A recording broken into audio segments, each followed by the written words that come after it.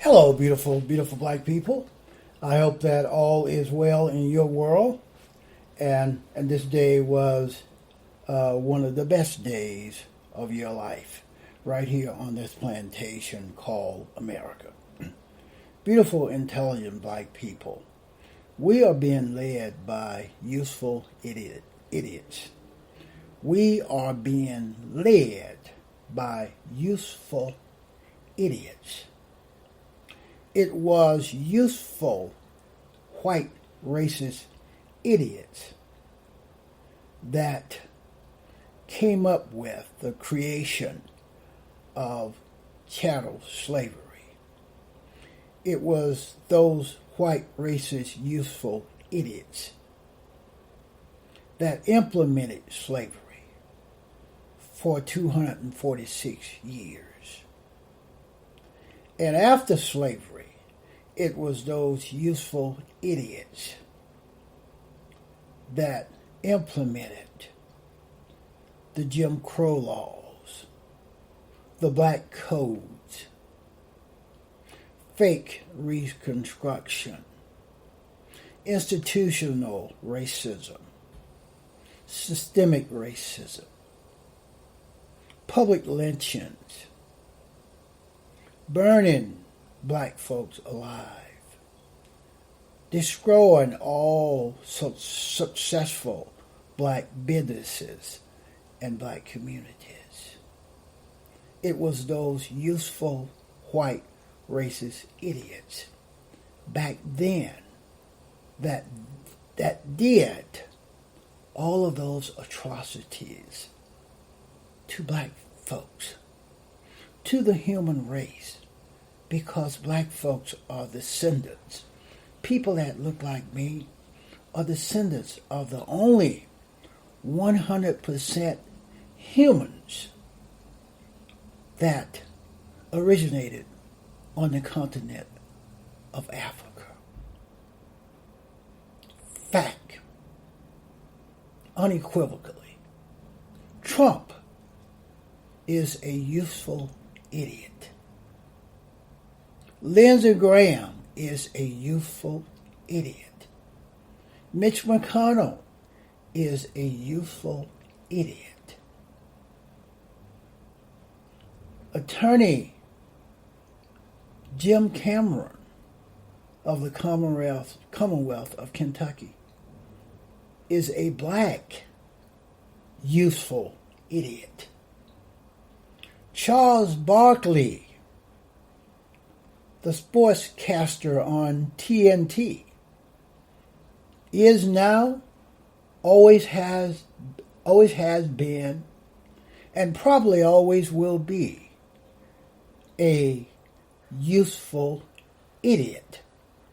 And know this, my beautiful, intelligent black brothers and sisters. Black folks like Charles Barkley, Shaquille O'Neal, Candace Owens, Jim Cameron, the Attorney General of the Commonwealth of Kentucky, Tim Scott, the U.S. Senator from South Carolina, Darrell Scott, the pastor from Cleveland, Ohio, Jim Jordan, U.S. Congressman from Ohio, Devin Nunes, Bill Barr, Attorney General, is a youthful idiot.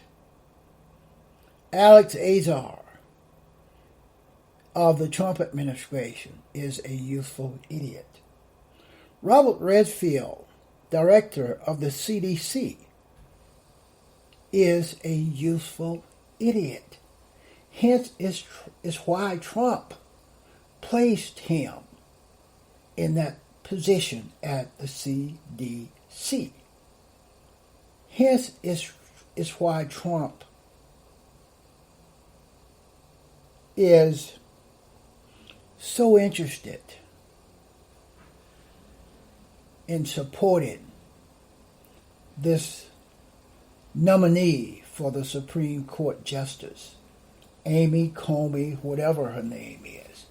She is a nutcase. She's one of these religious fanatics. She's a religious fanatic. But she will crawl in bed with Trump, just like Franklin Graham has crawled in bed with Trump. Jerry Falwell Jr. is in bed with Trump. Trump is in bed with Putin and the Russians. Trump is in bed with MBS, Saudi Arabia. Candace Owens is a black, useful idiot. Ronald McDaniel of the GOP is a white, racist, youthful idiot. This democracy is being threatened right now on September the 26th of the year 2020 by all of these youthful idiots I just named. This country has been owned and controlled by youthful idiots from the inception of this plantation called America. And the overwhelming majority of those youthful idiots is white folks, my beautiful, intelligent black brothers and sisters. It is on right now. The fight is on. The competition is on. The chess game is on. And it is patriotism. It is patriotism versus tribalism. It is patriotism versus tribalism. And our democracy,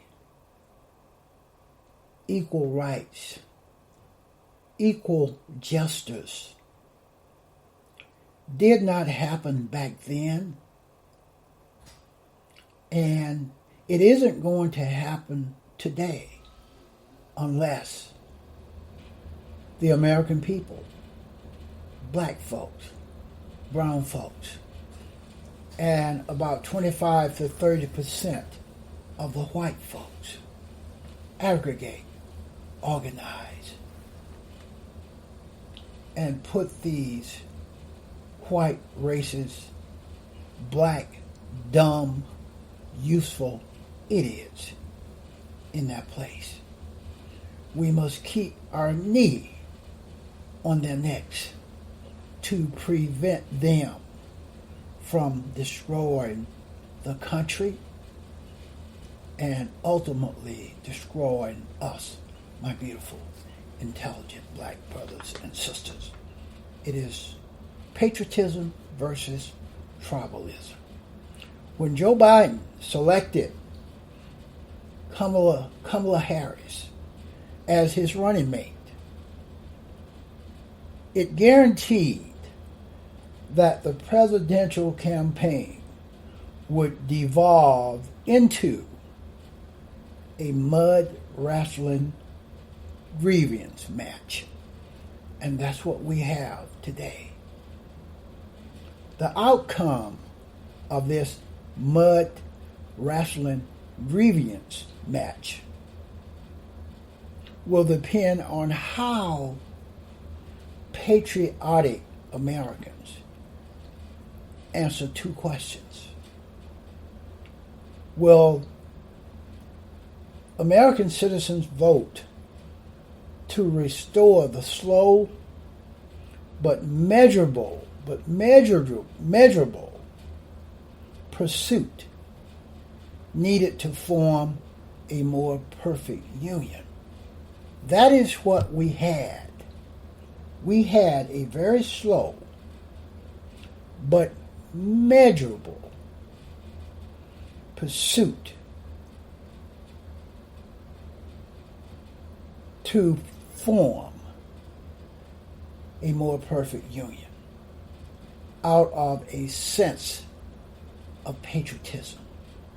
That is what we had before the era of Trump.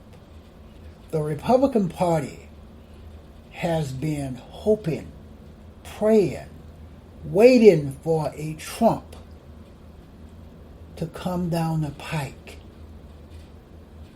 and lead them to the dictatorship that they have been desiring for the past 60 years plus, my beautiful, intelligent black brothers and sisters. And we can restore what we had by reestablishing the fact that we are a nation of laws, not men. We are a nation of laws, L-A-W-S, not a nation of men like Trump and the Republican Party. Will the real men,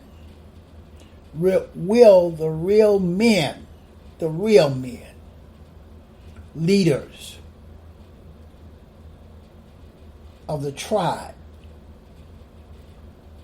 and those folks that are in power now are a tribe.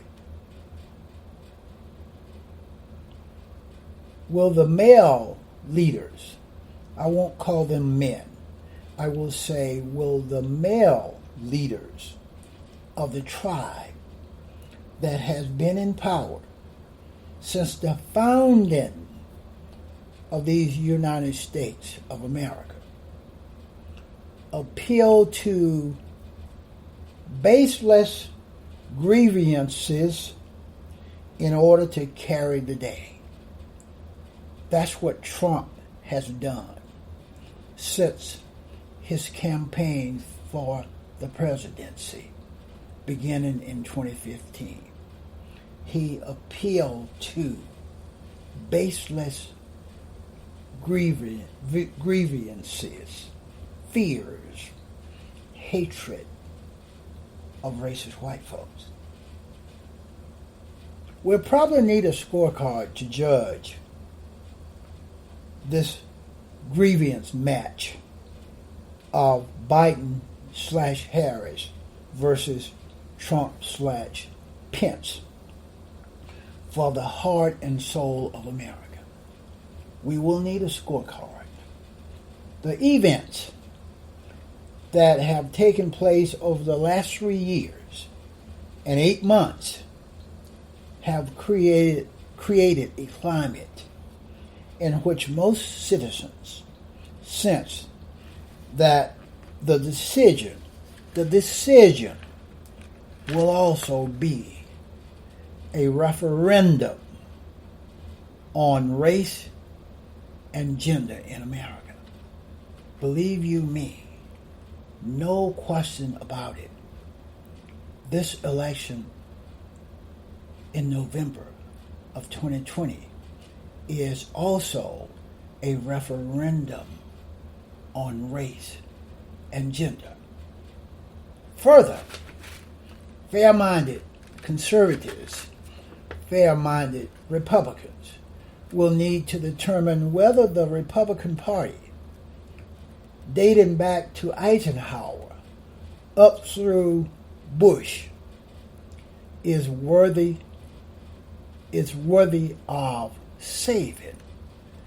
Is the Republican Party worthy of saving? I don't think so. Or will these Republicans allow the Republican Party to become the party of white supremacy, believing white men, white boys, whose vision of America does not abide by the one person, one vote, fairness idea that is the foundation bedrock of our democracy, my beautiful, intelligent black brothers and sisters. Keep a scorecard. Before you fill in the scorecard, here's one thing that you can make a lot of money by betting on. These white racist Republicans will be running on to Fox News nonstop.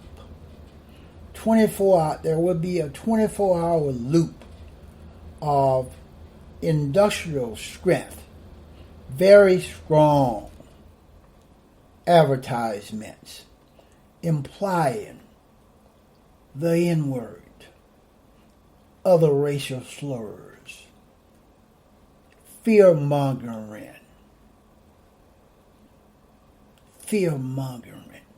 etc., etc.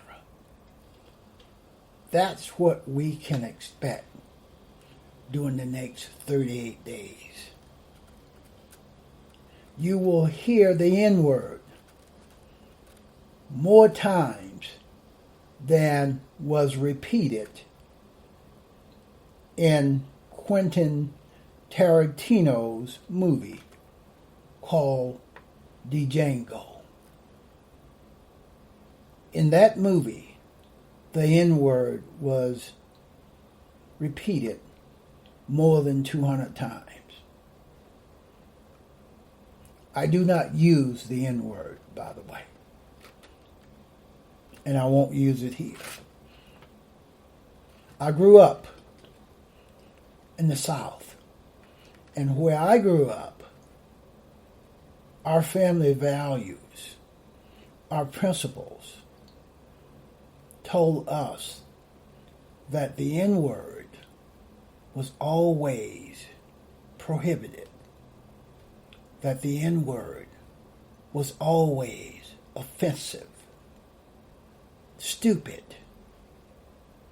regardless of who is saying it or how the spelling and pronunciation has been altered